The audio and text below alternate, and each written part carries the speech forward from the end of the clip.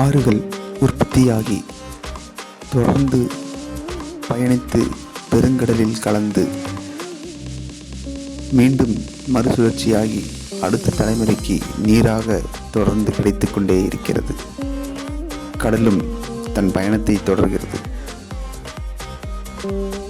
அதுபோலத்தான் நீங்கள் பல வழிகளில் சம்பாதிக்கும் பணம் தொடர்ந்து முதலீடுகளில் சேர்ந்து கொண்டே இருந்து சொத்து உருவாகி கொண்டே இருந்தால்தான் அடுத்த தலைமுறைக்கு தொடர்ந்து வருமானம் கிடைத்து கொண்டே இருக்கும்.